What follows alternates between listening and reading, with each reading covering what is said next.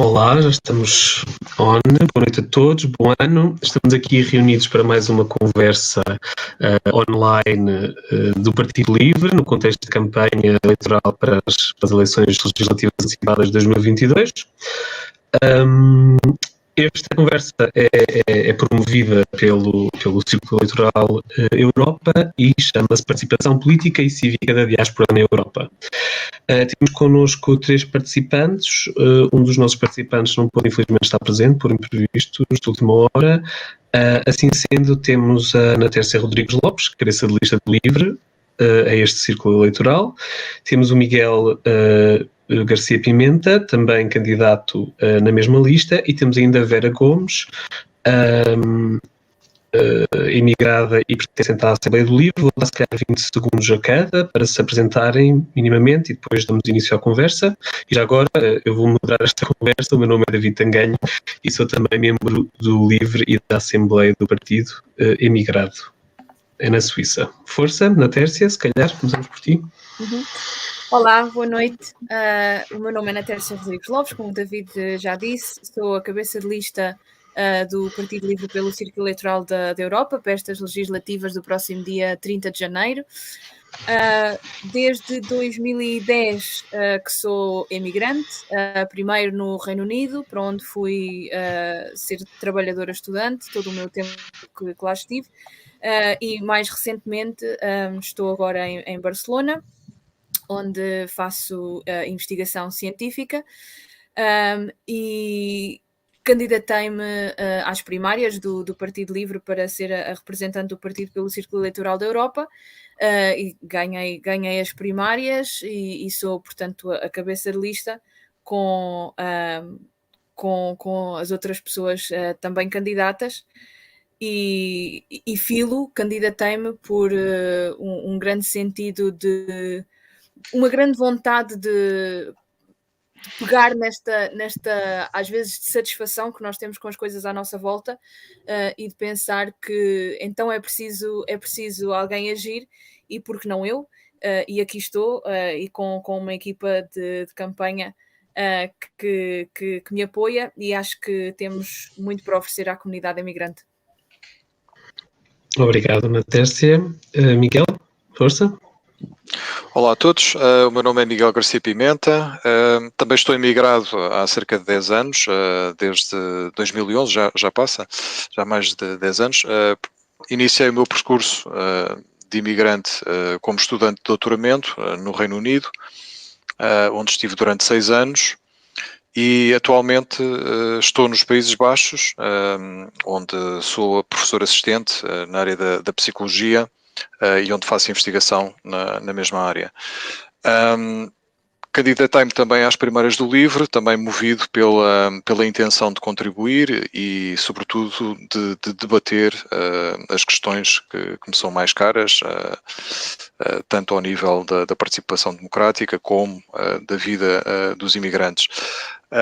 Para mim foi, de facto, um choque, enquanto imigrante, sentir a minha participação cívica enquanto eleitor severamente reduzida ou muito dificultada, não é? E senti que desde que houve o recenseamento automático, isso facilitou bastante a participação, mas continua a ser, obviamente, muita coisa ainda a ser melhorada a esse nível.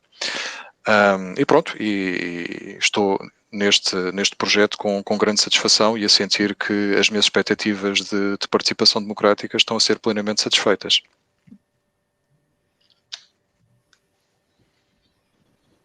Obrigado, Miguel. Vera, diz-nos alguma coisa sobre ti?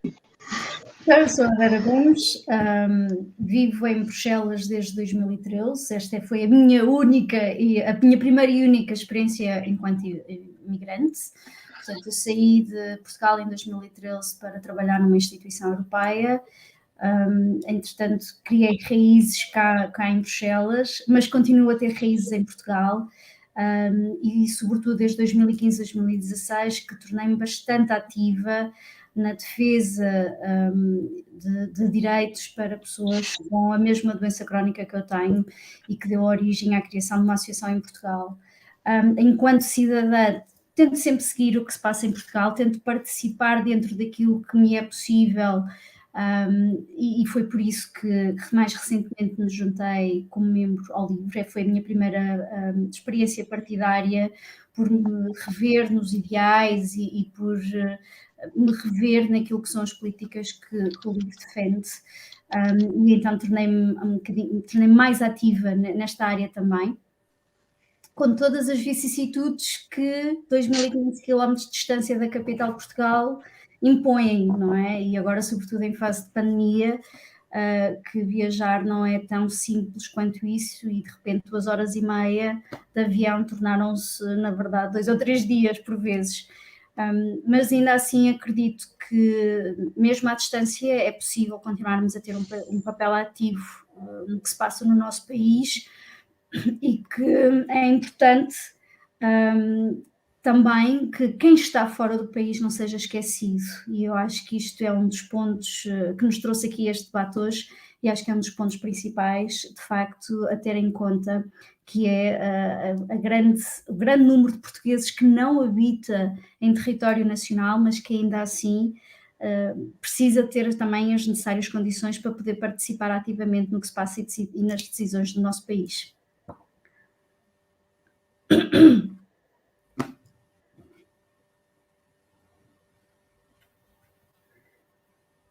E, entretanto, passo a palavra para ti, David. Sim, peço desculpa, estava aqui com problemas de ligar o micro. Obrigado aos três. Então, este tema, participação política e cívica da diáspora na Europa, eu quando penso nisto, penso logo na dualidade que a diáspora tem, que é este existir em 2 planos ao mesmo tempo, não é? Nós continuamos todos a ser portugueses e portuguesas, mas ao mesmo tempo estamos inseridos em novas comunidades, ou já fomos inseridos ao longo do tempo, às vezes não é só um sítio, vamos mudando de sítio onde estamos imigrados, vamos inserindo-nos em várias comunidades, e portanto há aqui estas 2 vertentes da participação política na nova comunidade que passamos a integrar, mas também naquela que deixamos para trás temporariamente, e aí há cada história de cada pessoa, cada indivíduo é muito diferente. Umas pensam regressar, outras estão apenas uns meses fora, mas há um laço que não pode nunca ser quebrado, e uma voz política que continua a ser ouvida. Portanto, eu aqui gostava de ouvir as vossas experiências sobre a participação, e depois penso, por exemplo, hoje em dia temos, tanto em Portugal como no resto do mundo, como nos países onde todos nós estamos, muita dificuldade de acesso ao voto, nomeadamente com a pandemia, ou seja, há aqui muitas questões que estão a ser países que não estavam preparados para votos, por exemplo, à distância, que seja por voto postal, seja por voto eletrónico à distância, estão a tentar arranjar sistemas de contornar a questão das pessoas que estão em quarentena e todas as outras particularidades que a pandemia nos trouxe, mas a verdade é que nós, na diáspora, já temos problemas de acesso ao voto há muito tempo, já lidamos com isto há muitos anos.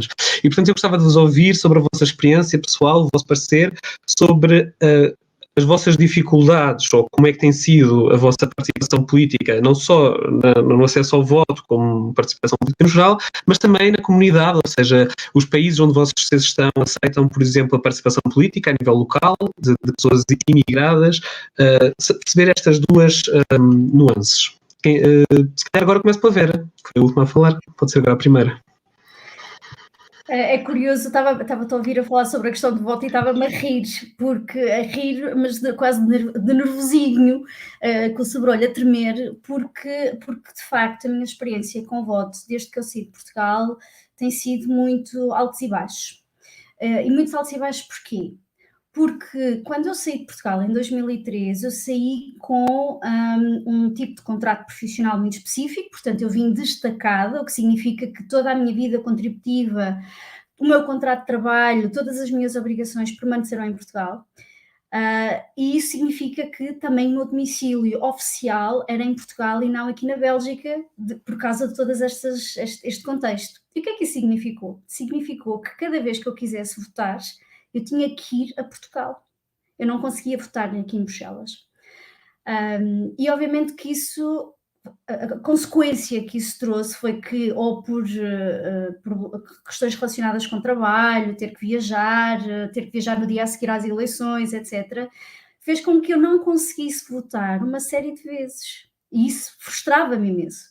É claro que, entretanto, as coisas em termos... Esta é uma situação muito atípica, bem sei, mas nós temos sempre um elo para Portugal. Há muitas pessoas e eu conheço imensos imigrantes aqui em Bruxelas, que nunca se mudaram completamente para a Bélgica. Portanto, significa que para votarem têm mesmo que ir a Portugal, não têm outra hipótese. E o que é que acontece muitas vezes é que simplesmente não votam, ou porque não podem ir, ou porque economicamente é caro. Posso-vos dizer que, apesar de haver low cost para Portugal, mesmo assim, eu costumo dizer que é low cost, mas para outros sítios quaisquer, mas menos de Bruxelas para Portugal, os voos são extremamente caros, e há muitas pessoas que estão cá que não se podem dar ao luxo de faltar ao trabalho 1 ou 2 dias para irem ao de fim de semana a Portugal, ou ir de propósito só para votar.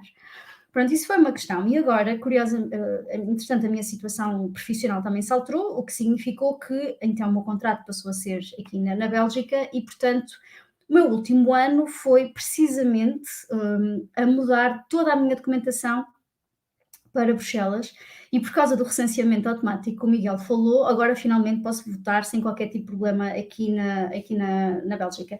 Aquilo que eu cheguei a fazer no passado era a pedir para votar antecipadamente, por dizer que estava em viagem, para conseguir ir votar à embaixada. Mas isto são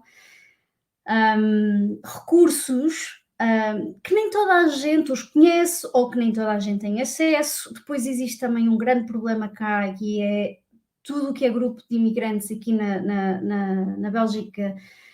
É quase diário as queixas com a dificuldade em contactar o consulado, seja por telefone, seja por e-mail. Eu posso-vos dizer que nos últimos 2 anos temos que esperar pelo menos 4 a 6 meses, na melhor das hipóteses, para fazer uma coisa tão simples como renovação do cartão de cidadão. Eu no ano passado tive uma série de meses sem cartão de cidadão válido. Portanto, nem sequer conseguia renovar online, e quando tentei renovar online não dava, portanto foi uma grande confusão e acabei por estar uma série de tempo sem cartão de cidadão, e a vaga que me davam no consulado para renovar o cartão de cidadão era de marcar de junho para dezembro, o que significa que são praticamente 6 meses, e não era a única. Aliás, eu perguntei a outros imigrantes portugueses como é que eles estavam a tentar resolver a situação, e a resolver a situação era apanhar um avião e ir a Portugal e fazer a renovação do cartão de cidadão com caráter de urgência, porque existem alguns pontos, pronto, é a lei do desenrasca. O que para mim me choca um bocado, não é? Tendo em conta que nós em Portugal já tivemos várias ondas de imigração e recentemente saíram o número de eleitores por círculo, e se nós olharmos para os números dos eleitores por cada círculo, vemos que os eleitores da Europa e fora da Europa fazem, na realidade, o 3º maior círculo eleitoral de Portugal. Mas, no entanto, só pode eleger 2 deputados. 4, porque é 2 pela Europa, 2 por fora da Europa. Portanto, nós, apesar de sermos uma grande fatia dos nossos eleitores em Portugal, somos, na realidade, aqueles que menos representatividade proporcionalmente têm. E eu acho que isto depois reflete-se muito também nos serviços que nós temos disponíveis enquanto cidadãos e para participar também. A Bélgica é um país pequeno, temos 2 consulados, um consulado em Bruxelas, um oficial, e depois temos um representante em Antuérpia. Mas imaginamos países como a França, por exemplo, que geograficamente são muito maiores, e que estas deslocações, esta falta de apoio, esta falta de contacto, a falta de serviços online, numa altura que falamos tanto do e-government, não deixa de ser chocante. E de facto eu já senti isso na pele, já deixei de votar porque não era possível. Este ano vou votar pela primeira vez, já recebi a cartinha para votar aqui nas eleições no dia 30 de junho no consulado, e confesso que estou extremamente contente e espero que tudo corra bem. E também já tive que andar a ler para tentar perceber como é que funciona. Mas este ano está muito mais, mesmo assim, já tem algum melhoramento em relação a 2019. É só esta questão das cartas, que só agora é que chegaram a receber as primeiras, mas esperemos que corra melhor. Vamos ver. Falaste aqui de muitas questões. Se me permites acrescentar, é que a carta vem a dizer que estás recenseado e que podes ir votar ao consulado, mas esqueceu-se de uma informação muito importante, por exemplo, que é dizer em que dias e os horários em que podes votar. Mas não, eu ainda não recebi a minha carta, mas essa informação está incorreta. porque se podes votar presencialmente no consulado, já devias ter dado o teu nome até dia 5 de dezembro. Ou seja, neste momento os cadernos das pessoas que vão votar presencialmente já estão encerrados. Já se sabe quem são as pessoas que vão votar presencialmente. E já não podem espontaneamente aparecer no consulado para votar presencialmente. Tem que ser mesmo por carta postal. Falaste aqui muitas coisas interessantes, o recenseamento automático, da votação antecipada e da questão da representatividade. Já falamos a todas elas, gostava de ouvir só os outros participantes, ainda sobre esta questão da participação política, tanto a nível da política portuguesa como da política local das comunidades onde se inserem. Miguel, força, tens a dizer? Sim, bom, eu ia exatamente pegar na questão da representatividade do voto, que a Vera já se alientou, mas mais importante do que isso, eu penso que tem que ser dada pelo poder político e pelos seus representantes uma mensagem muito clara, que é da valorização do voto do imigrante. E da necessidade do imigrante não sentir que existe uma descontinuidade nos seus direitos de cidadania e que há também um papel ativo do poder político para o acompanhar nesse processo, não só de ida, manter os seus direitos, como também depois para um eventual regresso, não é? E pronto, quer dizer, é gritante que seja apenas nos círculos da imigração que não se aplica a ideia de um sistema proporcional, portanto isto está em clara contradição com aquilo que está instituído na nossa Constituição, mas pronto, a lei eleitoral não o prevê e deveria ser, obviamente, modificado. E todas as questões de acesso ao voto eu também as senti na pele e também suspendi a minha participação democrática enquanto eleitor durante períodos em que não foi realmente possível exercer o direito. Mas, sinceramente, aquilo que mais me chocou foi sentir-me um pouco destratado, não é? Nesta ideia de que o imigrante já não... o voto do imigrante já não conta, não é? Ou seja, temos 2 deputados no Círculo da Europa, vão sempre para os mesmos partidos. Portanto, a minha escolha não seria refletida nesses deputados. Pronto, e outras mensagens que o sistema político vai passando, como os órgãos eleitos tomam posse antes que os imigrantes, antes que os votos dos imigrantes sejam contados, por exemplo, e não há muita informação por parte do poder político e também das instituições que organizam as eleições, no sentido de informar os imigrantes acerca do processo eleitoral, acerca dos seus direitos, acerca de onde é que podem obter informação acerca dos partidos ou dos candidatos aos órgãos que estão a concorrer às eleições. Portanto, tudo isto é muito falho, não é? E penso que tudo isto de que nós falamos aqui, portanto, seja do aumento da representatividade, seja do acesso ao voto, tem que ter por trás uma mensagem de grande valorização do imigrante e da sua participação democrática. Obrigado, Miguel. Eu ia, antes de fazer qualquer comentário e fazermos algumas questões, dar também a palavra à Ana Tércia, que se calhar, juntando às respostas, juntando às mesmas perguntas que já fiz aos participantes, se calhar pedia que então também nos trouxesse algumas então, das medidas do LIVRE, neste sentido, que pretendem comatar estas lacunas do sistema. Sim, obrigada, David. Eu acho que, pronto, aquilo que aqui estamos a dizer, qualquer imigrante que ouça se revê nestas palavras de que uma vez fora, a nossa participação na vida pública, que é um direito constitucional, a participação na vida pública, sentimos que perdemos esse direito.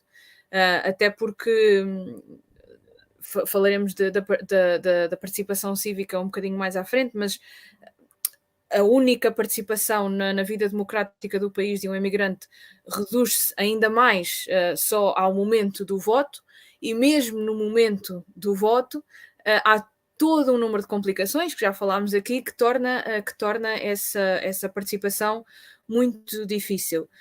E o Partido Livre tem na sua gênese, na sua essência, este conceito de uma democracia alargada, de uma participação política inclusiva, e, portanto, olhar para um círculo eleitoral como é o da Europa, com cerca de 88% de abstenção, como foi em 2019, isto é preocupante. E não é uma coisa que nós possamos, no dia das eleições, dizer que pena que há tanta abstenção e esquecermos disso até daqui a 4 anos, em que voltamos a dizer uma banalidade qualquer sobre a abstenção e seguimos em frente. Isto tem que ser uma prioridade, porque estamos aqui a falar dos direitos das pessoas, do seu direito de participação na vida pública e democrática do país. E, portanto, uma das formas, eu vejo isto como, vou reduzir a 2 vertentes, ou mais vertentes, mas vejo o problema em 2 vertentes. Uma da participação política do voto, e aí temos que melhorar as condições do voto por correspondência, isso é óbvio, a quantidade de votos, a quantidade de pessoas que não recebem sequer o boletim e depois enviam o boletim, e os que se perdem até lá chegar, ou que chegam tarde, ou que chegam lá e são anulados por banalidades, todo esse processo tem que ser melhorado, mas também uma coisa que a Vera estava aqui a falar um bocadinho, que eu também senti, que é onde é que eu posso votar, onde é que eu não posso votar, depende de onde é que está a minha morada, mas depois se eu tenho uma condição um bocadinho mais particular, depois já não funciona, ou seja, temos que alargar o voto em mobilidade e o voto antecipado para que as pessoas tenham mais opções de onde podem votar, inclusive permitir às pessoas que votem, por exemplo, nas suas freguesias de origem. Até por uma questão de, quiçá, isso não dê às pessoas um sentimento de mais conexão para aqueles imigrantes que ainda se sentem muito ligados à terra, e não serão todos, mas talvez isso traga ainda mais as pessoas às urnas. Portanto, também não só da facilidade e da mobilidade, mas também este efeito, quiçá, psicológico de poder votar em casa, chamemos-lhe assim.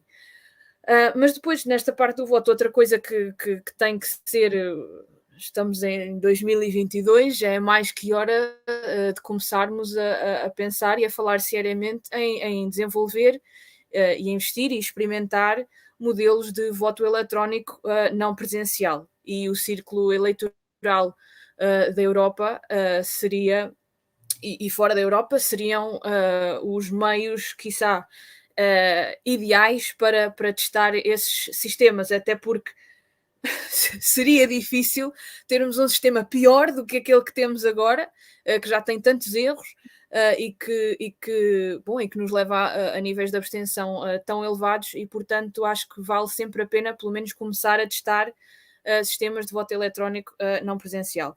E isto é quando falamos de uma participação na altura do voto. Mas depois temos toda uma vertente da participação cívica, que vamos falar mais um bocadinho, mas também esta ideia de trazer as pessoas para uma participação na vida do país mais no dia-a-dia, de assinar petições, participar em associações, uma forma de participação política menos partidária, que não é menos importante. E essa também precisa de ser fomentada,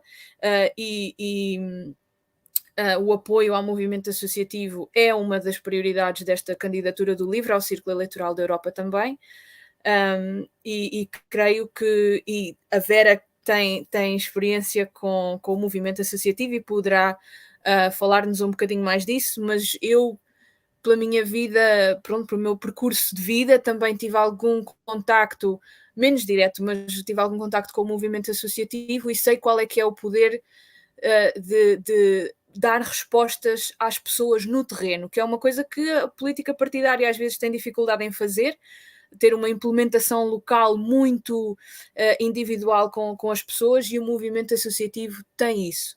E, portanto, é preciso reconhecer esse poder do movimento associativo, apoiá-lo e fomentá-lo, e utilizá-lo como uma ferramenta da democracia que ele já é, e reconhecer isso e dar-lhe seguimento. Obrigado, Ana Tércia. Eu gostava só aqui de sublinhar algumas coisas que vocês foram dizendo, e depois, se alguém quiser comentar, também convido. Ainda antes de passarmos para realmente essa segunda parte da nossa conversa sobre participação cívica e associativismo, porque isto de fazer política é mais do que pertencer a um partido ou votar, não é? Podemos fazer política todos os dias e lutar pelas nossas comunidades todos os dias. Mas queria só sublinhar aqui algumas questões que realmente que a Ana Tércia agora falou também da abstenção, ou seja, nós ainda não nos sentimos na diáspora em condições de avaliar corretamente essa abstenção, porque ainda sentimos que ainda há muito dos valores de eleitores inscritos que acabam por não votar. Essa não participação ainda há uma parcela que consideramos pertinente, que ainda está dependente do processo de voto, ou seja, só com o processo de voto otimizado, só quando as pessoas tiverem garantido o acesso ao voto, é que a partir daí podemos começar a avaliar e a discutir a abstenção. Uma questão que a mim eu sou recentemente e me meteu uma confusão foi essa coisa do recenseamento automático, porque o recenseamento automático aconteceu em 2018 e passámos de 400 mil para 1,5 milhão de eleitores, algo assim.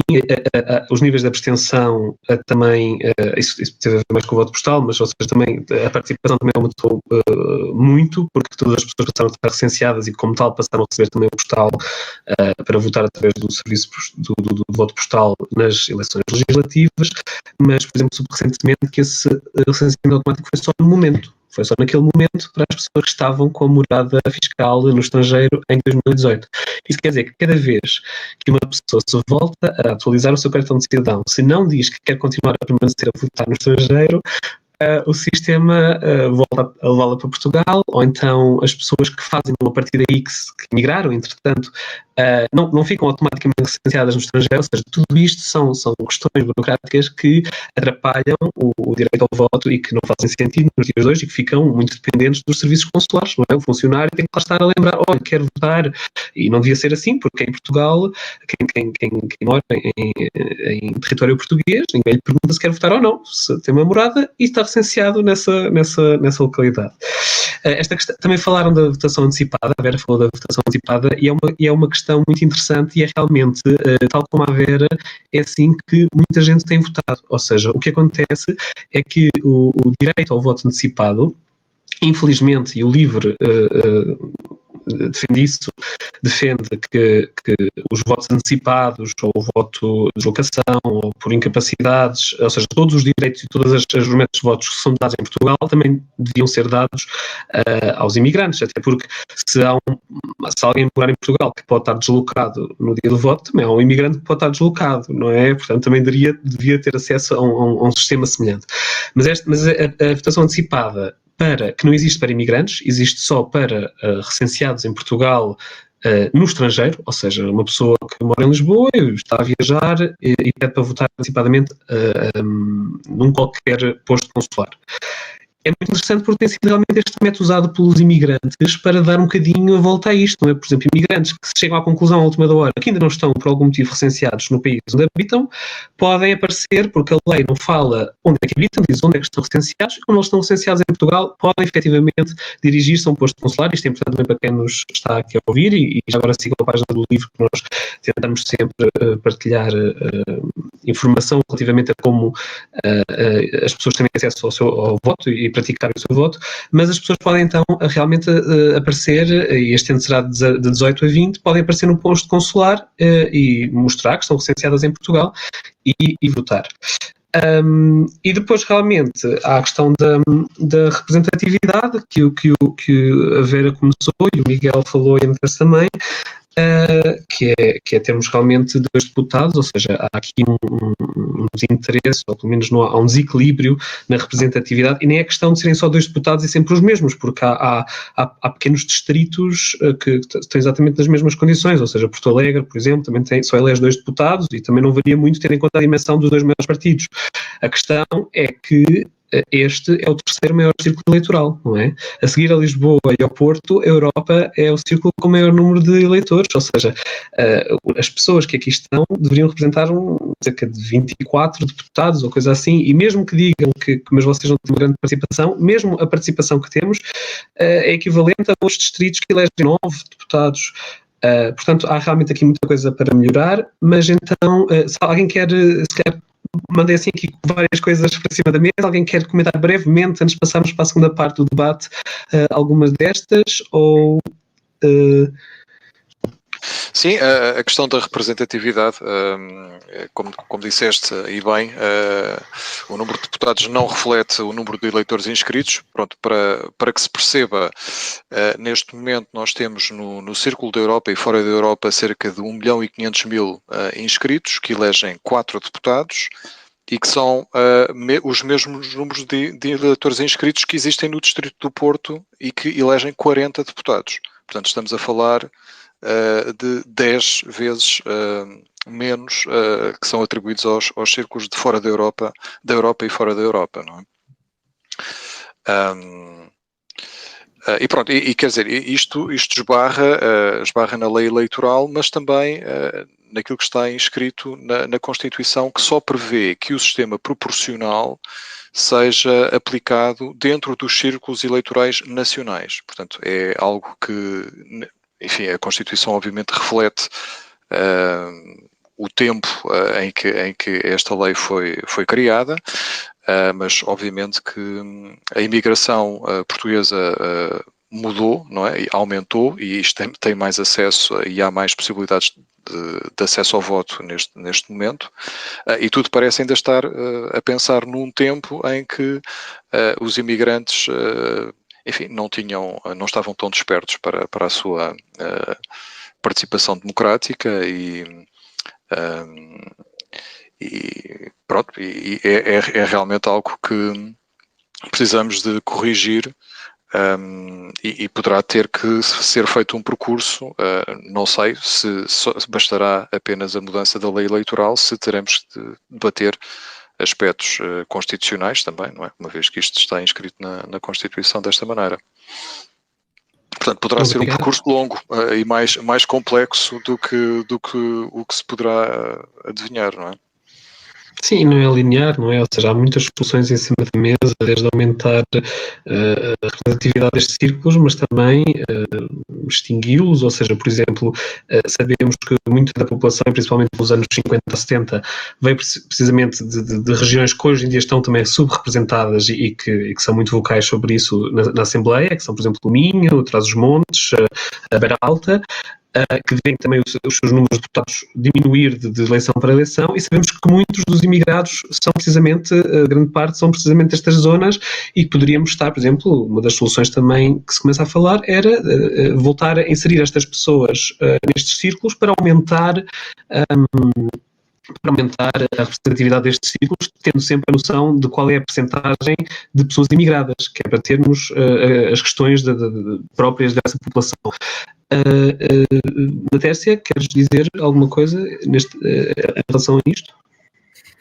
Sim, que neste contexto o livro também defende a criação de círculos nacionais de compensação para colmatar estes problemas de representatividade, que, como tu, David, e o Miguel diziam, isto não é...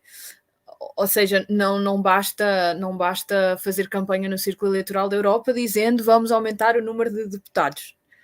Isso não é fácil, não é simples, não é linear. Portanto, isso não é uma proposta que traga muito, muito sumo à discussão, porque é uma coisa que não vai trazer respostas dentro de 1, 2, 3, quiçá até 4 anos. Ou seja, é preciso iniciar um debate, é preciso falar sobre isso, mas é preciso encontrar soluções que possamos trabalhar dentro da lei eleitoral para colmatar estes problemas de representatividade. E, como eu dizia antes, trabalhar também noutras formas de representatividade que não só na Assembleia da República, para que os imigrantes tenham formas efetivas de se fazer ouvir na vida política em Portugal, na Assembleia da República, mas de forma mais geral também. Se me Obrigado. tentar só mais Força. Ia dar-te a palavra, Vera, para também poderes comentar.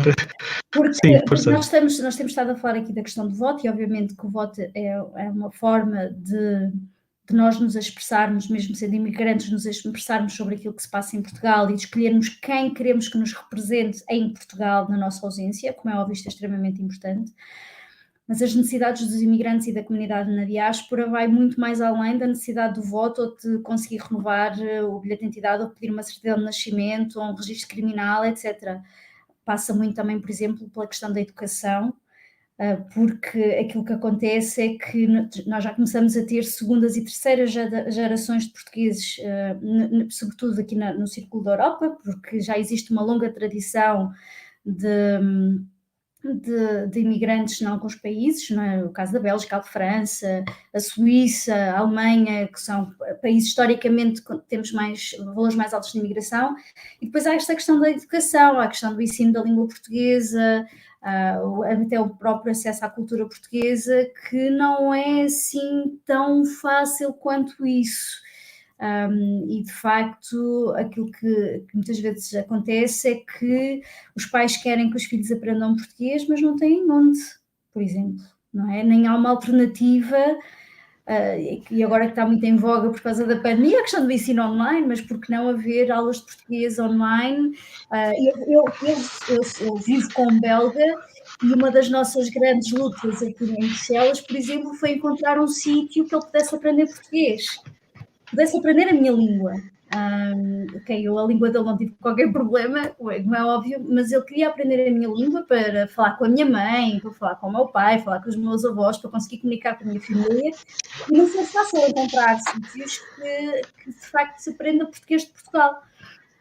E agora podemos transpor isto para a questão do ensino também, não é? Aqui em Bruxelas tudo bem, temos as escolas europeias, mas as escolas europeias, para pessoas que não são funcionários das instituições europeias, os preços são incomportáveis, e, portanto, acabam por, de certa forma, estar barrado esse ensino a a imigrantes portugueses que não se trabalham nas instituições europeias, e que significa que todo o resto da comunidade portuguesa, que inclusive tem uma estátua de Fernando Pessoa na freguesia com o maior número de portugueses aqui na Bélgica, mas não têm escolas em português onde possam aprender português.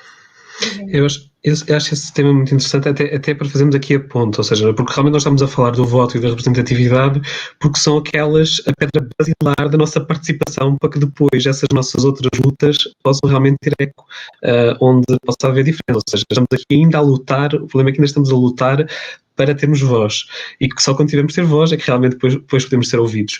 Mas falar do ensino, aliás, o livro tem sido bastante participativo na defesa do ensino de português no estrangeiro. Participámos até na colaboração da petição Português para Todos, que defende um investimento sério para um ensino de qualidade, principalmente para lusodescendentes e jovens e crianças imigrantes portuguesas. Mas é muito interessante falar agora disso, porque para fazer esta ligação à segunda parte do nosso debate sobre a participação cívica, não é? Porque, como já tínhamos dito, a política vai para além de se poder votar ou de se pertencer a um partido, e é precisamente, por exemplo, o ensino português no estrangeiro e pelas suas lacunas tem dado asa a que muitas comunidades de imigrantes se auto-organizem para colmatar essas falhas, e são muitas associações, por exemplo, que têm criado escolas e tem criado cursos e tem contratado professores para prestar esse serviço às suas crianças, jovens ou até adultos. Então, já agora, Vera, continuo então contigo. Também sei que tens uma grande experiência na parte do associativismo. Queres-nos dar a tua experiência enquanto pessoa cívica ativa e pertencente à diáspora portuguesa? Bom, não é uma associação de língua portuguesa, mas é uma associação, a associação que eu criei em Portugal é uma associação, eu e com um grupo de doentes, sou cofundadora de uma associação em Portugal para pessoas com doenças inflamatórias do intestino. E temos sido muito ativos em Portugal, precisamente em dar voz a esta comunidade. As doenças inflamatórias do intestino são conhecidas por serem doenças invisíveis, portanto, a frase mais comum que nós ouvimos é: estás com um tão bom aspecto, e nós por dentro estamos a morrer. E, portanto, surgiu esta necessidade de dar mais voz e de fazer, de chegar a lista das necessidades, não é a lista de desejos, é mesmo uma lista de necessidades a quem tem o poder para implementar essas alterações, e que para muitos podem parecer insignificantes, mas para estas pessoas podem dizer muito. A associação e todo o meu papel como ativista foi nesta área, surgiu, eu já morava em Bruxelas, e portanto isto implicava muitas piscinas entre Bruxelas, Lisboa, Lisboa-Bruxelas, para reuniões, para entrevistas, para ações de sensibilização para este tipo de doenças, e nós fizemos coisas como petições à Assembleia da República, fizemos uma vigília em frente à Assembleia da República, em dia de plenário, demos uma série de entrevistas, e portanto é toda uma série de atividades e de dar voz à comunidade, mas também de empoderar as pessoas para perceberem que podem ter um papel ativo e terem voz. Porque eu acho que há uma noção muito errada em Portugal e em todo lado. Normalmente nós associamos a palavra lobby a uma coisa de grandes empresas, muito dinheiro, coisas más, coisas terríveis, mas na realidade qualquer pessoa pode fazer lobby, porque o lobby não é nada mais, nada menos do que fazer a nossa voz ser ouvida a quem de direito, às instituições que podem fazer algo para resolver alguns problemas. E pode ser a Câmara Municipal porque há um buraco na rua, pode ser a Ministra da Saúde porque há uma situação do acesso à coparticipação do medicamento que está barrada e até uma situação inconstitucional. Na associação, por exemplo, nós em 2020 fizemos uma queixa à Provedora da Justiça por causa de uma situação deste tipo, como pode ser fazer uma petição à Assembleia da República e ter audiências com os deputados e explicar-lhes aos deputados que nós elegemos que existem pessoas que têm este tipo de necessidade, há estas correções que é preciso fazer no sistema, ou há estas medidas que poderão ajudar à integração das pessoas. E aquilo que me fez, em certa forma, tornar muito ativa nisto foi porque notava que as pessoas, faltava aquele empurrão para deixarmos de ser ativistas de sofá e passarmos na realidade a falarmos por nós e a lutarmos por aquilo que são melhorias de condições de vida. E a experiência da Crónica Cólico Portugal passa muito por isto, e inclusive uma das coisas que já fizemos foi precisamente formação online, a explicar como é que cada um de nós, cada pessoa que tem esta doença pode ser um agente de mudança a nível local, por exemplo, não é? E trabalhar junto com as câmaras municipais, com a imprensa, com as outras pessoas da comunidade e envolvê-las em torno de uma causa. E acho que isto é muito importante. E aí acho que, e lá está, eu tenho seguido as coisas que passam em Portugal, muito também pelas notícias, não é? E pelas ligações que ainda mantenho com Portugal, com pessoas e com instituições. E tenho acompanhado muito a polémica da questão da disciplina de cidadania e confesso que dei-me ao trabalho de ir ver o programa deste tipo de disciplina, etc. E não consigo perceber porque porque é que tanta gente é contra? Porque aquilo que aquela disciplina ensina é precisamente isto. Como é que eu posso ter voz numa sociedade democrática e como é que eu me posso fazer ouvir? Não é só pela questão do voto, que é uma vez de 4 em 4 anos ou de 5 em 5 anos, mas nestes entretantos nós podemos continuar a ter voz e podemos continuar a ser ouvidos, e cadeiras e disciplinas como estas, que ensina a questão da literacia financeira, a literacia política, a literacia cívica, é extremamente importante para que consigamos ter cidadãos ainda mais ativos. É certo que nós temos tido uns níveis de abstenção tremendos nas eleições, não é nada de novo, em democracias mais maduras do que a nossa também têm tido essa tendência, mas eu também acho que parte do desinteresse das pessoas é por elas não perceberem o papel ativo que podem ter e como, e sobretudo como o podem fazer. E acho que aí as associações têm um papel muito importante para certas comunidades, como o David estava a dizer, para dentro daquela comunidade dar-lhes as ferramentas e explicar e representá-los e tentar lutar por eles e com eles naquilo que são as suas reivindicações. Sim, obrigado, Vera. E aproveito para passar a palavra ao Miguel, que abordou de uma maneira muito interessante esta conversa quando houve. Eu também moderei o debate das primárias, tínhamos lá o Miguel e a Ana Tércia. E falou também desta questão do associativismo e como é que pode colmatar as falhas da política partidária. Queres-nos falar um bocadinho mais sobre isso, Miguel? E já agora deixo apenas o apelo a quem nos estiver a ver e a ouvir, que ainda não temos nenhumas perguntas, mas que aqui os nossos participantes estão abertos e sedentos de perguntas da audiência, portanto estejam à vontade para nos fazer perguntas através do chat do YouTube. Força, Miguel, queres-nos dizer então alguma coisa? Bem, eu penso que a Ana Tércia teria mais alguma coisa a dizer sobre o assunto. Acho que ela é que foi mais, se especializou mais nesse aspecto. Eu ia dizer precisamente, eu sei que a Ana Tércia esteve, e primeiro já conheço um bocadinho melhor a Ana Tércia e sei que ela teve todo um passado de associativismo muito grande, e que inclusive está para lançar um vídeo de uma associação a uma grande história. Ia deixar para o fim, mas podemos já, não sei, é como não, mas preferir. eu posso dizer alguma coisa sobre o assunto.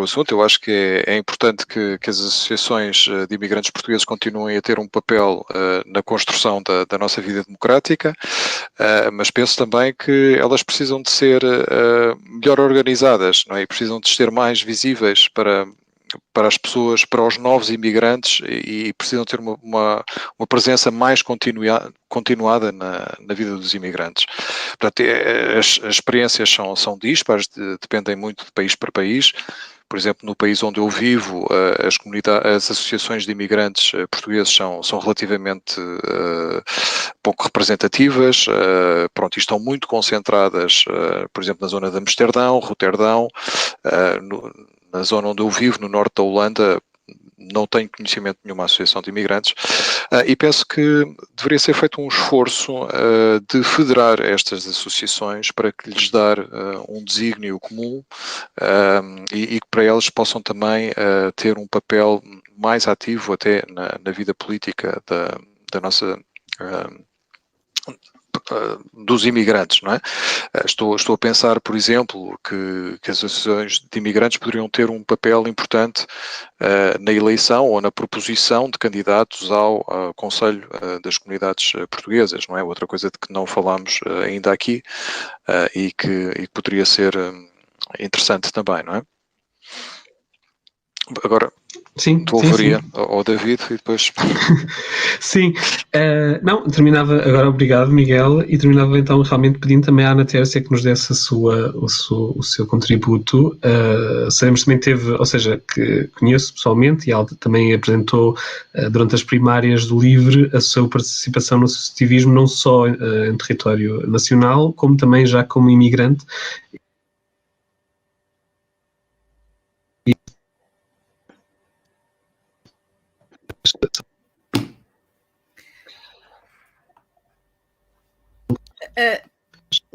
Não sei se me estás a ouvir, David, desculpa, paraste aqui um bocadinho no meu ecrã. Mas ouvem-me, correto? Sim, Estamos a ouvir. Sim, ok.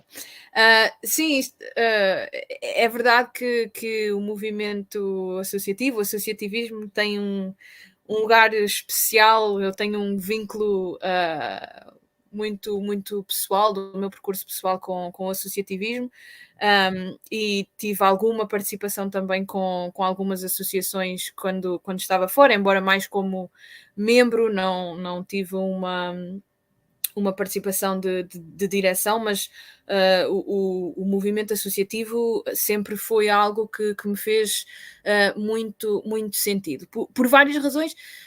E uma coisa que a Vera estava a dizer, há certas comunidades que têm as suas necessidades específicas, ou seja, quando nós pensamos na comunidade imigrante, há coisas que nos afetam mais ou menos a todos e que são coisas muito comuns e problemas que todos nós nos revemos nele, como já falámos aqui, do acesso ao voto e etc. Mas depois haverá comunidades em certos países e mesmo dentro do mesmo país, em certas zonas, que têm as suas necessidades muito específicas. E mais ainda é importante, como também já dissemos aqui, pensar na diversidade daquilo que é ser imigrante hoje. Os portugueses hoje emigram por todo um rol de razões, não é? Para estudar, para trabalhar. Há imigrantes que vão para uma experiência muito curta de 6 meses a 1 ano, há pessoas que já estão há 20 anos ou há 30, quer dizer, toda esta riquíssima diversidade de experiências e de realidades dos imigrantes, todas elas têm as suas particularidades e, portanto, todas elas terão um interesse de trabalharem por essa causa muito específica dessa comunidade e que merece ser ouvida. E o movimento associativo tem este poder de conseguir juntar estas comunidades com estas necessidades específicas e dar-lhes uma voz. E o que eu acho que falta, isto não só na comunidade imigrante, mas também em território nacional, muitas vezes é nestas associações muito orgânicas de pessoas que se organizam só por um sentido de comunidade e que simplesmente estão ali umas pelas outras e para resolver problemas que lhes são comuns. Acho que há uma falta do reconhecimento das verdadeiras ferramentas democráticas que são estas associações. E da importância que elas têm. Como eu já dizia há uns minutos, também porque têm a capacidade de fazer este trabalho de terreno e de muita proximidade com as comunidades, que é um trabalho que a política partidária às vezes tem dificuldade em fazer. E o movimento associativo consegue estar perto das pessoas e tem, por isso, uma posição privilegiada não só para auscultar essas comunidades, mas também para ser uma parte ativa da implementação das soluções necessárias. E, portanto, atendendo a isso, uma das coisas que é também prioridade para esta candidatura do LIVRE é arranjar mecanismos, encontrar mecanismos para dar consequência ao trabalho dessas associações. Claro, apoiar, financiar, reforçar esse trabalho das associações, mas dar-lhe consequência. Ou seja, encontrar os mecanismos de articulação entre as associações, o Conselho das Comunidades Portuguesas, o Governo, a Assembleia da República, para que essas associações tenham como que uma linha direta para a decisão política e que consigam ter uma voz muito ativa. E facilitar-lhes, porque isso é o que uma associação estará sempre a tentar fazer, não é? Um bocadinho trabalho às vezes contracorrente, de estar sempre a tentar que sejam ouvidas, dar-lhes essa linha de comunicação mais direta, reconhecer-lhes o trabalho e o valor que elas têm e abrir-lhes esse canal de comunicação. E dentro desta articulação também o Conselho das Comunidades Portuguesas, que é neste momento um órgão consultivo, o que significa que é um órgão que elege conselheiros que é a comunidade estrangeira, a comunidade portuguesa no estrangeiro que elege estas pessoas conselheiras, mas é um órgão que é consultado quando e se o governo decide que vale a pena consultar, mas se decidir que não vale a pena, não consulta. Ou seja, falta aqui consequência, falta aqui uma obrigatoriedade de falar com o Conselho das Comunidades Portuguesas, com as associações, falta aqui uma obrigatoriedade de ouvir a população imigrante através destas ferramentas que já existem, ou seja, nem se fala de criar mais coisas, é dar consequência, dar estrutura, dar financiamento às ferramentas democráticas que nós já temos para conseguir trabalhar com a comunidade imigrante. E tudo isto são também prioridades da candidatura do LIVRE ao Círculo Eleitoral da Europa, reforçar o movimento associativo das comunidades portuguesas e criar esta articulação, não lhe quero chamar formalizada, mas esta articulação mais eficaz de todas estas ferramentas democráticas que nós temos, e não estamos a dar o devido valor e não estamos a utilizar da forma que mais serve a comunidade imigrante portuguesa. Obrigado, Matheus. Já estamos a chegar ao final do nosso tempo, mas só aqui breves comentários ao que foi dito, ou seja, é que realmente as associações essas que ainda por cima agora durante a pandemia estão a sofrer graves problemas de subsistência, ou seja, os fundos não estão, obviamente, as associações vivem da atividade dos seus membros e com todas as imposições que a pandemia nos trouxe estão a ter problemas até financeiros, de subsistência mesmo e de acesso aos fundos e sem qualquer substituição, não é? Mas têm realmente dado histórias de pertinência. Temos histórias por toda a Europa, por exemplo, de associações em Bruxelas que promovem pontes científicas com universidades portuguesas. O LIVRE também debate-se para que hajam mais pontes com o Ministério da Cultura, por exemplo, para promover a cultura e a arte entre as comunidades imigrantes e trazer o seu contributo para o património português.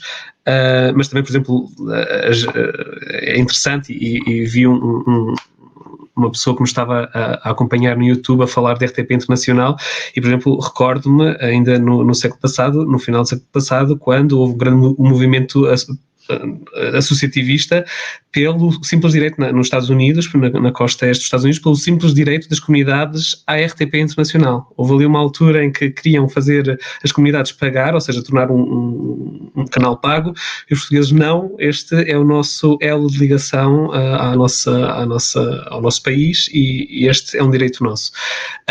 Tínhamos, entretanto, uma pergunta da Patrícia Rubal sobre se podiam explicar os problemas do CCP e o que o LIVRE propõe para resolver, mas agora a Ana Tércia julgo que na sua intervenção final terá falado muito sobre isto, ou seja, não é, Ana Tércia, trazer esta consequência, mas sim, força, se quiseres ainda falar.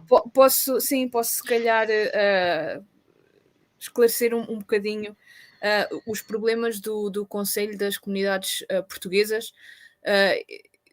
O problema maior que eu identifico é o seu não estar a ser aproveitado o trabalho que faz este Conselho, não estar a ser aproveitada esta ferramenta que existe, que tem já alguma dimensão, que tem contactos com as comunidades portuguesas, que é composto por um conselho de membros eleitos pela comunidade portuguesa, e que é, portanto, uma ferramenta que não está a ser devidamente utilizada para informar ou para influenciar a decisão política em matérias que têm a ver com as comunidades portuguesas.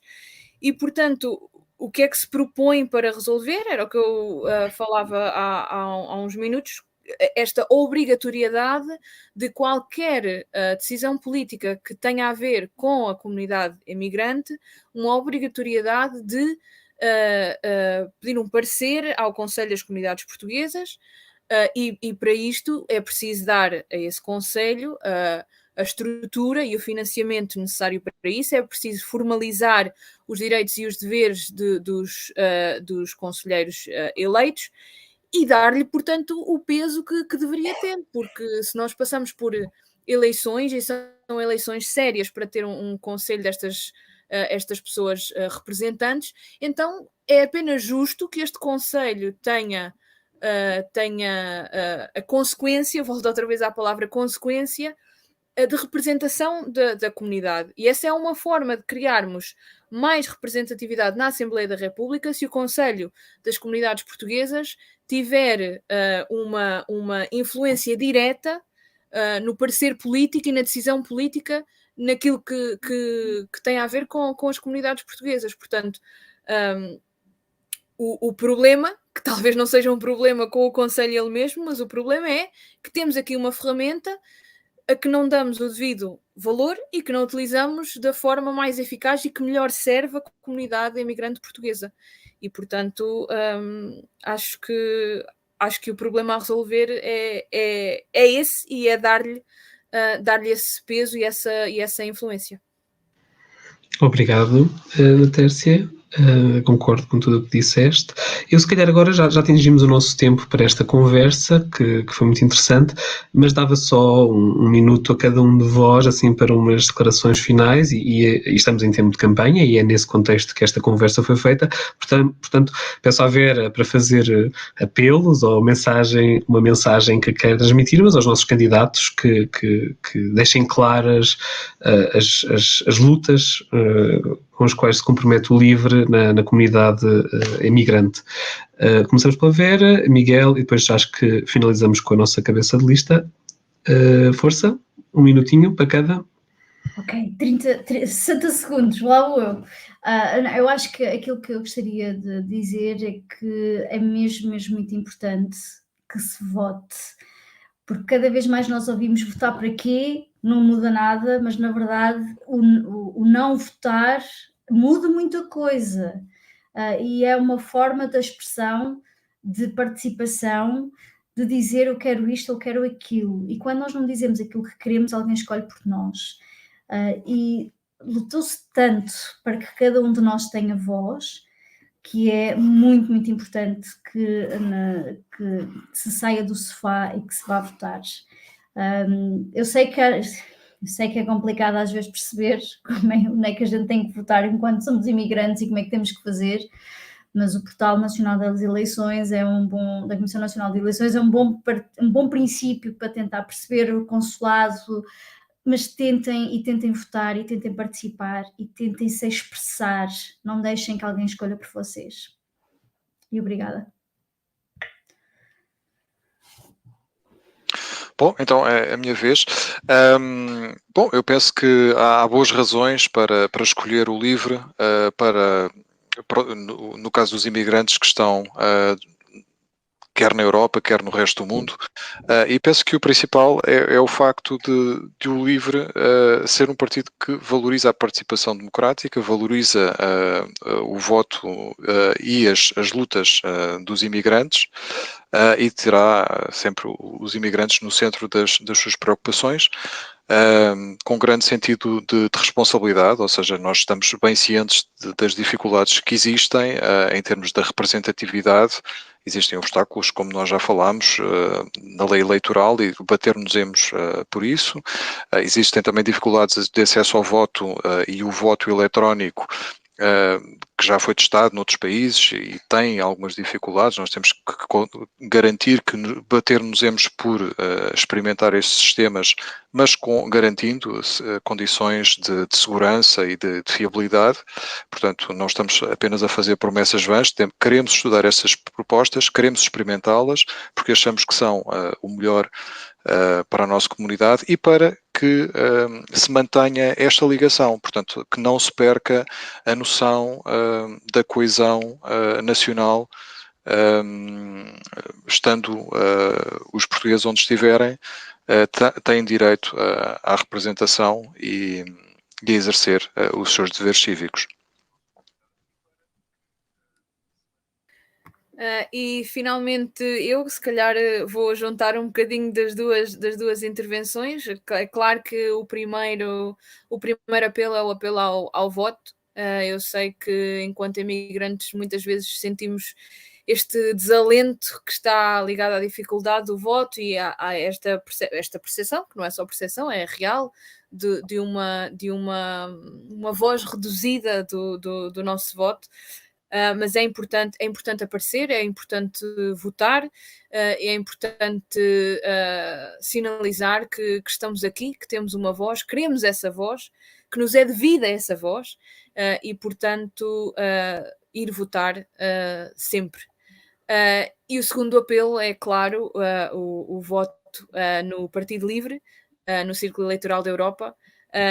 Haverá um mar de gente a pedir ou apelar ao voto útil, mas o voto por convicção não é menos válido, pelo contrário, e mais uma vez a falta de representatividade do Círculo Eleitoral da Europa retira-nos uma coisa que o Parlamento português tem de muito bom, que é a sua pluralidade, e nós às vezes não conseguimos atingir isso, mas a forma de o atingir é continuar a votar como acreditamos, e eu acredito que no dia 30 de janeiro, pelo Círculo Eleitoral da Europa, vamos ter livre na Assembleia da República. Votem livre. Muito obrigado aos três, obrigado à Vera, ao Miguel e à Ana Tércia, obrigado a quem nos esteve a assistir a partir de casa, obrigado também à funcionária do partido que nos deu o apoio técnico necessário, Ana Bernardes. Queria então só, realmente já nem é preciso sair do sofá para votar, não é? No caso dos imigrantes, desde que tenhamos um marco postal à porta, recebemos a carta no correio e voltamos a reenviá-la, portanto, votem, estejam atentos às redes sociais do LIVRE, nomeadamente o LIVRE Diáspora no Instagram e no Facebook.